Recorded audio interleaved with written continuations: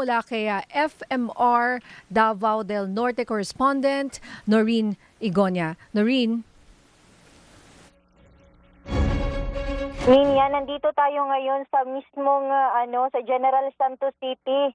At kanina nga ay nasaksihan natin yung pangyayari, yung 7.8 magnitude na lindol na yumaniga dito sa General Santos City at sa mga karatiga bayan ng syudad.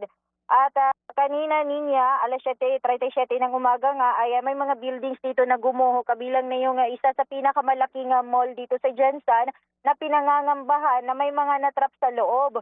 At kanina ay nais nating makapasok doon sa mismong area, kaso hindi tayo pinapasok ng mga security team na nandun, pati na ng mga rescue team, kasi may mga aftershocks pa na naranasan natin dito ngayon.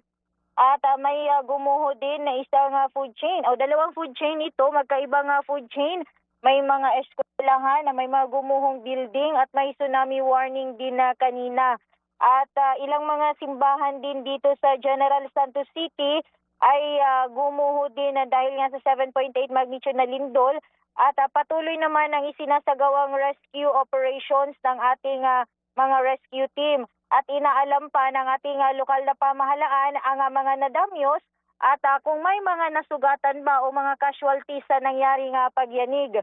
Gumuho rin kanina yung airport, General Santos City Airport ay gumuho din dahil sa lindol, na damage din yung multipurpose hall building ng Barangay Alegria, Alabel, Sarangani Province. At gumuho rin yung isang, kanina nga ay gumuho rin yung isang paaralan o private school dito sa General Santos City. Patuloy ang monitoring ngayon ng ating lokal na pamahalaan at ang malapatan na National High School din, may building silang gumuho doon. Ang malapatan ay nasa malapatan na Sarangani Province.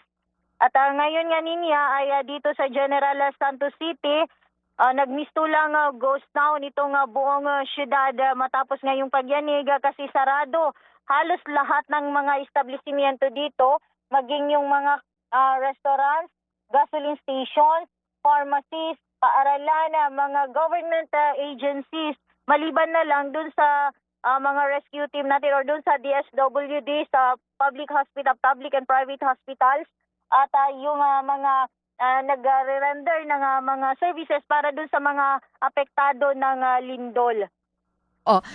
Noreen, Yes, Niya. oo, medyo talaga nakakabahala ang iyong report dahil mga gumuhong mga gusali, ano? Pero gusto ko ring malaman, nasan ka ba ngayon at anong naramdaman mo kanina?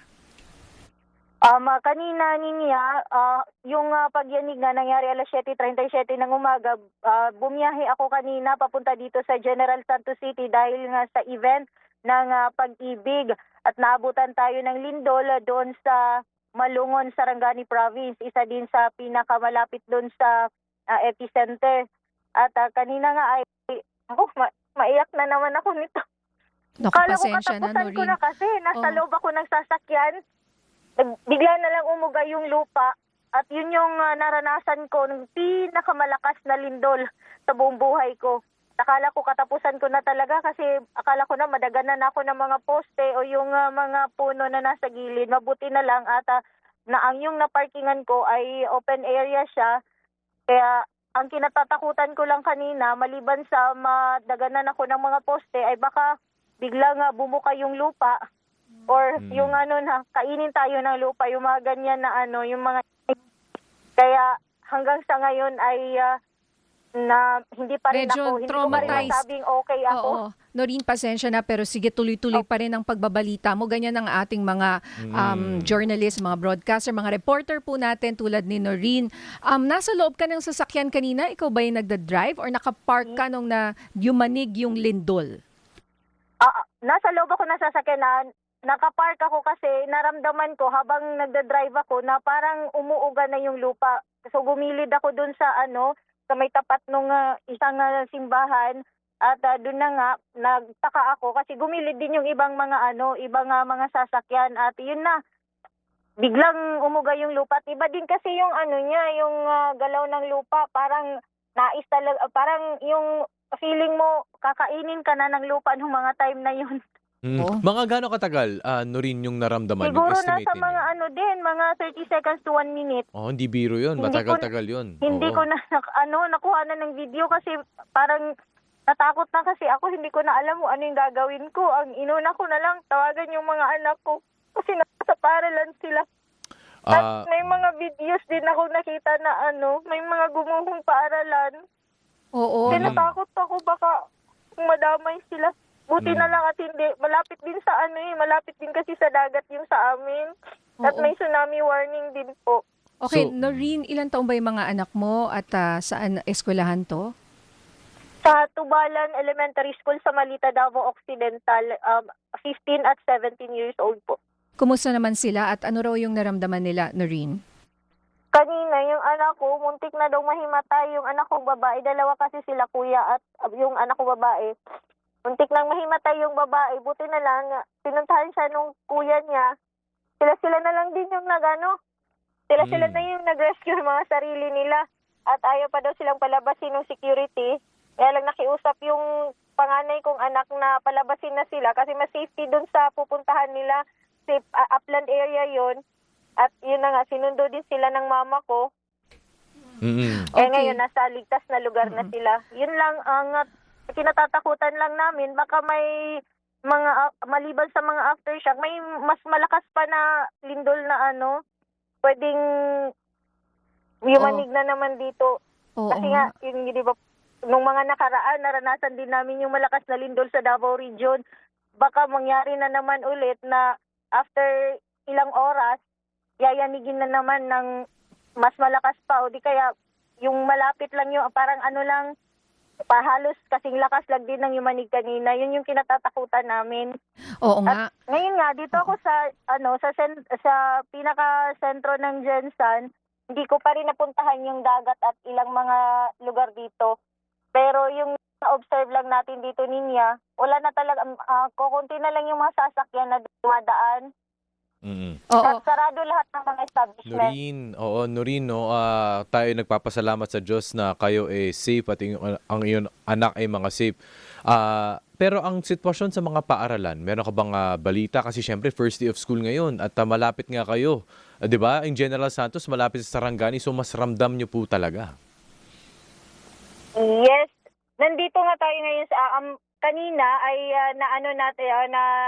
nagtanong-tanong tayo dito sa sa mga nandito sa General Santos City. Yung mga paaralan dito ay kanselado na lahat ng level antas ng from elementary to college, canceled na lahat ng klase nila. Yung mga bata din dito, yung mga estudyante, sinusundo na ng kanilang mga magulang at inaalam pa rin natin kung may mga injured ba. Kasi may mga estudyante daw na nag-panic attack, may mga nagka-anxiety na dinala sa mga pagamutan, may mga hinimatay, at may mga paaralan dito na may mga buildings na gumuho. Yun yung aalamin natin maya-maya para maibigay din natin yung update natin dun sa mga kababayan natin. Ang problema lang din kasi, hindi ko pa ganun kakabisado yung lugar dito sa Jensen at ako lang mag-isang nag-drive. Kaya Ganon. medyo... Wala kang kasamang cameraman, wala kang assistant, mag-isa ka wala. nagpunta at tumakbo One-man dyan. team tayo ngayon dito, Oo. Ninya.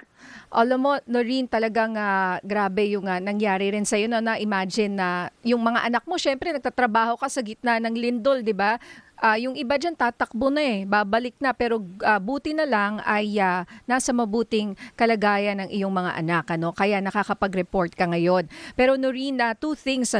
Nakita ko yung video ng isa sa pinakamalaking mall dyan sa Jensan. And it's called KCC Mall. No? At yan ay gumuho. No? Yes, Ninya. Balita ko, baka may tao ba dyan? At may yung grocery ata nila, maaga nagbubukas. Anong balita mo dyan? Yes, Ninya, kanina ay sinikap nating makakuha ng information dun talaga sa mga rescuers or sa CDRRMO pero hindi pa sila nagbigay. So nagtanong na lang tayo dun sa mga mismong nasa area, yung mga tricycle drivers na nakaparada umaga pa lang dun sa gilid ng mall. At may nakapag-confirm sa atin na alas 7 pa lang ng umaga, may mga pumasok na dun sa mall na mga empleyado kasi sila kasi yung opener ng mall. At yun yung mga pinangangambahan niya, to be confirmed pa, na natrap doon sa mall. Kanina din ay na-observe natin na may mga labas-pasok na ambulansya doon na sa portion ng mall na gumuho kasi ito yung pinakamalaking mall. May portion din kasi dito na yun yung area doon na gumuho. May mga safe na area at mayroon din doon sa harap yun yung gumuho. Doon sa doon sa parang bumagsak talaga na area nila, may mga ambulansya kanina na labas-pasok doon sa area. Oo, kaya nga malamang sa hindi baka may tao doon at sana ay nasa mabuti silang kalagayan. And yung isa pang very dramatic na video is yung sa Jollibee, no? Na gumuho. Diyan din yan, no? Sa Jensan, yung may radio station sa taas. Yes, Ninya. Oo. Yun yung pupuntahan ko pa ngayon kasi sige, may mga babalik. natrap din daw doon na mga trabahante ng food chain, maging yung mga customers daw nila. Kaya i-confirm pa natin. Okay. Hindi Kasi pa nagsiserve kasi ng breakfast, talaga nagbigay ng ng information yung ating CDRRMO.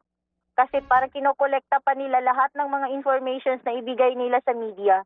Alright, Okay. nako. Noreen, maraming salamat. Sige, puntahan mo muna no, yung Jollibee na gumuho dyan. Kasi may balita ako na bukod sa baka may breakfast, 24 hours daw ata yung Jollibee na yan. Yes.